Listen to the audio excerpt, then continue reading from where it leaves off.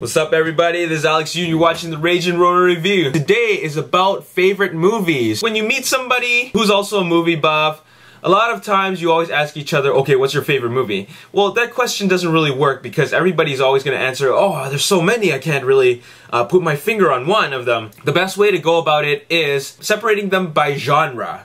So that's what I've done here, and I've even separated them by like subgenre because sometimes it gets really specific. So let's start off with comedies.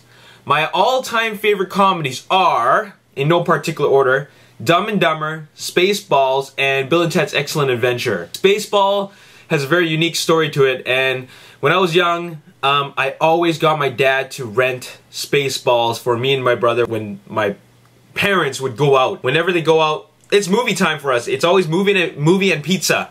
So we'd always get them to rent Spaceballs. We got him to rent it 7 times because we just love the movie. And then he would ask us, didn't you already see this one? And then we'd lie and say, no we haven't, this is the first time.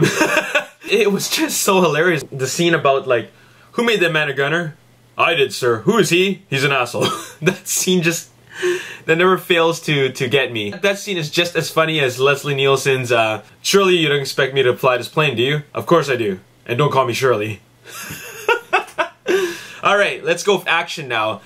My favorite action movie is, in no particular order, Face Off, The Rock, Black Hawk Down, and Gladiator. Face Off directed by John Woo. The Rock and Black Hawk Down, Ridley Scott and Michael Bay, both Jerry Bruckheimer productions. And Gladiator, also a Ridley Scott movie.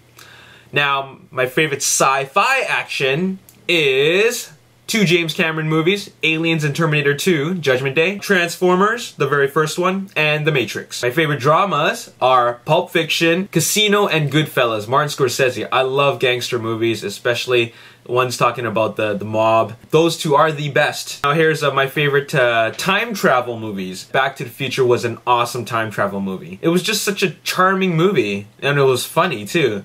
Michael J. Fox in his prime. 2 of my other favorite time travel movies is Deja Vu, and I've already mentioned Bill and Ted's Excellent Adventure. I really like Deja Vu. It was a perfect blend of action and sci-fi concept. Tony Scott just keeps the movie interesting. It just like, there's never a dull moment in the movie. I love all the explanations, and it just really makes you think. A lot of people say it's a dumb action movie, but I highly disagree with that. I think that it makes you wonder about parallel universes and time travel and what if situations, so I really like that one. Favorite war movie, I mentioned already, Black Hawk Down and Saving Private Ryan. Steven Spielberg really took war movies to like a whole other level. Like, he redefined it. It's like the way Matrix redefined visual effects and how Terminator 2 redefined the sci-fi action genre. Favorite romance comedy. Now, I'm not into romances, like romance dramas, but I am into romance comedies because ultimately they are comedies. And as long as I laugh, I still put it under comedy.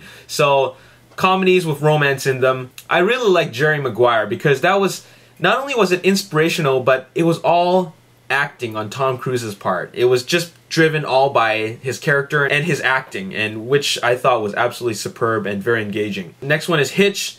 Will Smith doing what he does best. Serendipity. Not only is John Cusack cool in my books, but I love the whole concept about fate and destiny. In fact, I believe in fate and destiny. I believe that these paths are already laid out for us, and it is up to us to travel through them.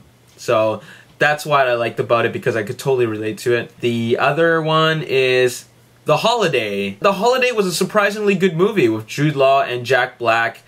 Cameron Diaz was also in it, and who was that other girl? The girl from Titanic. Favorite Kung Fu movie, martial arts movie. My all-time favorite Kung Fu movie used to be Fist of Legend with Jet Li, but I changed my mind after I saw Ip Man starring Donnie Yen. That was just, everything is so perfect about that movie. The action, the drama, the acting, the characters, the music.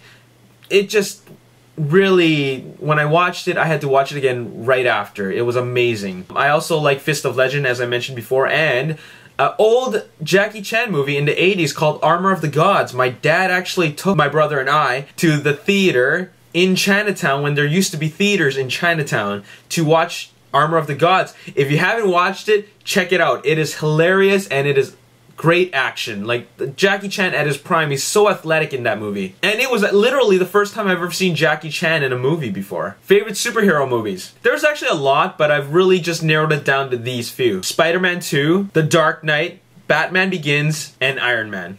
4 of them. Batman and Iron Man were origin stories. I liked how they developed into the heroes, right? And what I liked about Batman and Iron Man is that these aren't superheroes. They're guys with lots of resources.